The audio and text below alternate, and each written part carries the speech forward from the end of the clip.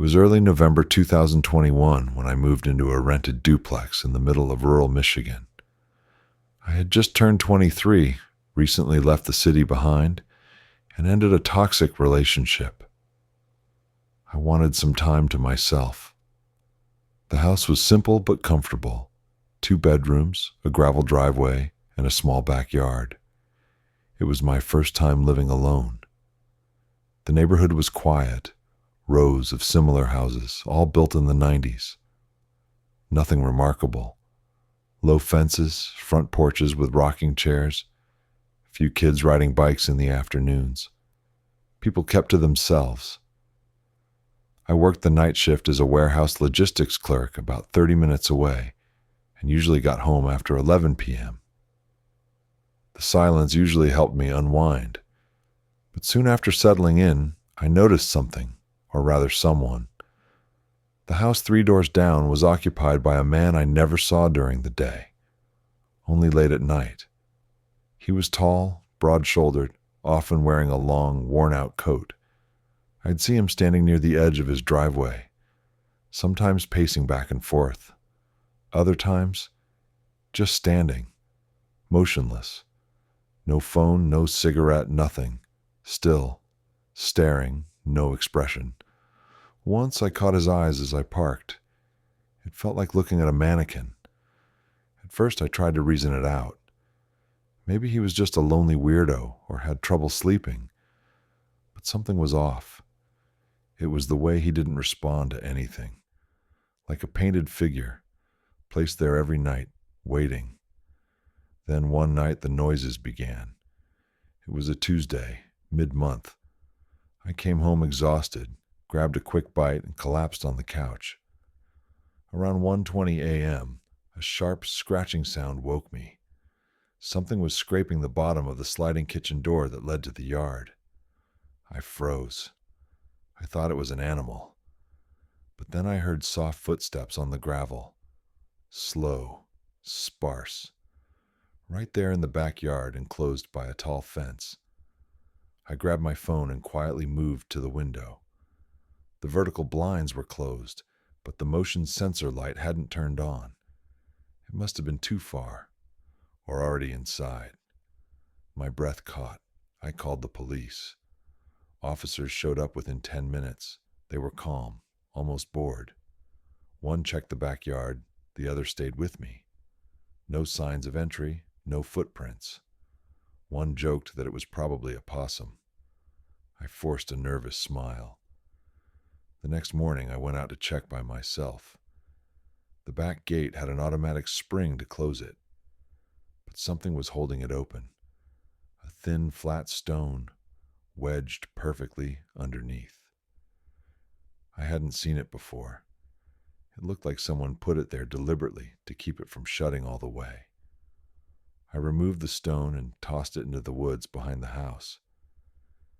That night, I couldn't sleep. 2 nights later, things got worse. Around 1:47 a.m., I heard a more direct sound. The handle of the back door moving. Slowly at first, then in small jerks, as if someone was testing how far it would turn. My heart stopped. I got down on the floor, crawled to the hallway, and grabbed the kitchen knife from the second drawer, just in case. Through a tiny gap in the curtains, I saw a figure. Broad-shouldered, face hidden, standing still. No knocking, no speaking, just waiting. I called the police again. The same officers arrived. This time they found deep footprints in the gravel right outside the door, but still. No forced entry, no damage, no arrests. The next day, I bought a surveillance camera online and set up one in the backyard and another in the front. That night I stayed awake with the lights off, monitoring the feed on my tablet. At 2:05 a.m., it happened. The backyard camera triggered. A hooded figure entered the frame. They didn't move quickly. They seemed to know exactly where to stop to stay, just outside the sensor's range. Then, at the last moment, they were caught on camera. Jeans, dark jacket, covered hands. They approached the door, and looked straight into the camera. They smiled, a slow, wide smile, like a predator who had found their prey. Then they turned and vanished into the darkness. I called the police again, showed them the video. They nodded, said it was strange, but still, no weapon, no break-in, no crime. That night I slept in my car at a nearby grocery store parking lot. The next day when I returned home, I found 2 muddy handprints smeared on the glass door, as if someone had been crouching there for minutes, watching inside. The hands weren't small, they were large. That evening I packed my bags. I left without waiting for my lease to end. Lost my deposit, but I didn't care. I couldn't stay 1 second longer. On moving day, I found a note tucked under my car's windshield wiper. No envelope, no name, just 1 sentence. You leave. I stay. A month later, a new tenant reached out to me on Instagram. She said she'd moved into the same unit and asked, almost embarrassed, "Have you ever had problems with someone walking around the yard at night?" I saw a man yesterday, but I didn't open the door. He seemed like he was waiting for something.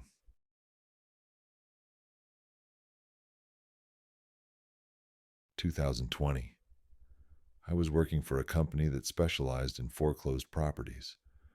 We took care of securing abandoned houses, doing minor repairs, and preparing them for the winter. It wasn't glamorous work, but it paid well, and I was often alone. This assignment took me to a fairly isolated area in upstate New York, a place almost forgotten, where nature had nearly reclaimed the few remaining houses. The roads were cracked, businesses closed down, and the house I had to work on was far from any other building. It was a small, single-story house with a porch covered in vines and a gravel driveway that creaked under my steps. According to the paperwork, the owner was an elderly woman who had long since passed away, and no one had claimed the house. Utilities had been shut off for over a year. I arrived on a Monday morning around 9 a.m. with my van and equipment. The front door was swollen from humidity, and I had to push hard to get inside. Once in, everything seemed frozen in time. Dusty furniture, yellowed lace curtains, faded walls. The living room reminded me of my grandmother's house, with heavy furniture and crookedly hung paintings. The air was thick with a mixture of mold, dust, and something metallic, almost nauseating. The hallway led to 3 bedrooms. One had been almost completely emptied, except for a worn-out mattress thrown on the floor. Another looked like a sewing room, scattered spools of thread, a dusty old sewing machine. On one wall, a bulletin board filled with carefully pinned newspaper clippings, mostly obituaries. None of the names were familiar. In the master bedroom, on the nightstand, there was a rotary phone, yellowed, dirty, as old as the house itself. I stared at it for a moment, struck by the fact something like that still existed. I knew it would never work anymore. The line had been cut years ago. Just as I was about to step out for coffee, my work phone suddenly rang. I was surprised. I was basically out of coverage. I looked at the screen, but the caller ID showed only unknown. I answered, but all I heard was a low crackling, like radio interference. I tried saying hello a couple of times, but nothing. Eventually, I hung up, thinking it was a glitch. I continued photographing and cataloging the house's contents, but the phone rang again. Same thing, no voice, just static. Then faintly, I heard a whisper, "Don't answer the phone in the bedroom." The line went dead immediately after. My heart jumped. I checked doors and windows. Everything was locked, no sign of forced entry. I thought it might be a prank, but no one knew where I was. I worked with a growing sense of unease, feeling like something was watching me. Then, while packing some boxes in the living room, I heard the rotary phone in the bedroom ring. Impossible. The phone line was disconnected. It shouldn't have been able to ring. The sharp, persistent sound echoed through the house. I walked slowly to the bedroom, phone in hand, heart pounding. As soon as I entered, the ringing stopped. I stood there frozen for a few minutes, covered in goosebumps. I decided to check the basement. The door was in the kitchen, heavy, creaking. The stairs groaned under my steps as I went down with a flashlight. The air was damp, smelled of mold and rust. In one corner, an old cordless phone covered in dust, and next to it, a stack of yellowed notebooks. I picked up one and read names, dates, and brief notes. Called, no answer. Warned on September 12th, and so on. Overwhelmed by fear, I felt like I was being watched from somewhere in the shadows. I rushed back upstairs and submitted a brief report to my boss, avoiding telling the whole story. A few days later, a coworker who took over the job confessed he'd heard the bedroom phone ring, even though there was no line. A few days after that, he quit without notice. I never went back to that house. The police found nothing, no sign of intrusion or squatters. But I know what I experienced, and no one believes me.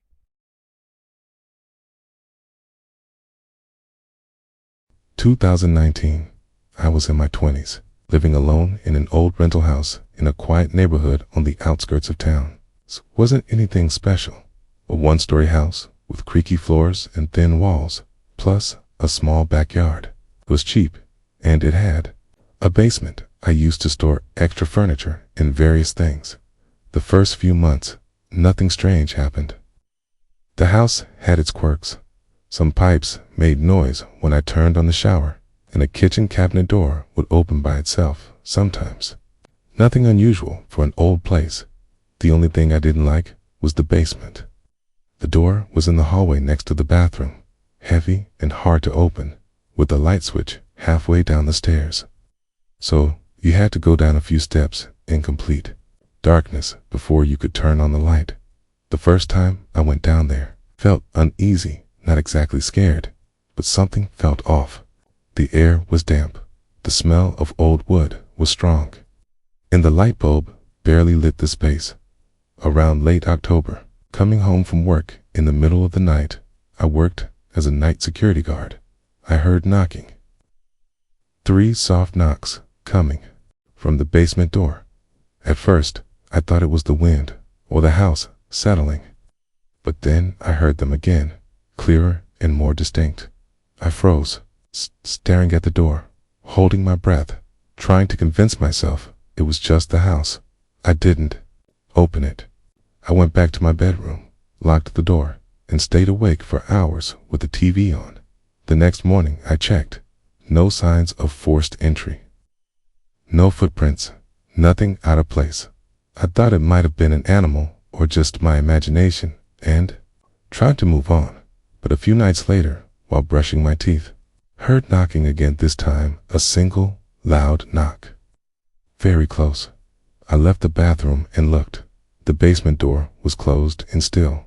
The hallway silent. I put my ear to the wood and heard slow, steady breathing, as if someone was there on the other side. I stepped back, locked the door again, and called my landlord, telling him what was happening.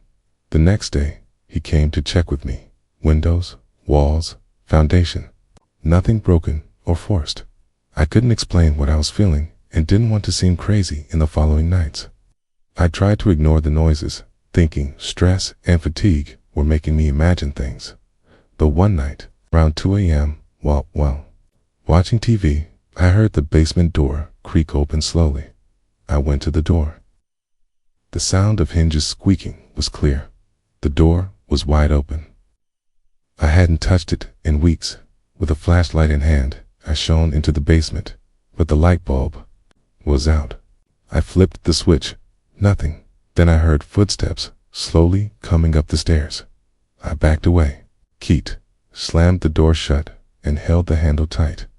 I felt pressure on the other side, like something was leaning against the door. I called the police, who arrived within 10 minutes. The officers inspected the basement, but found no one. No signs of forced entry. One of them even joked, "Have you been watching too many horror movies?" But I knew what I had heard. I didn't go back inside right away. I stood outside watching the house until dawn. I locked every door and window and stayed awake all night for safety.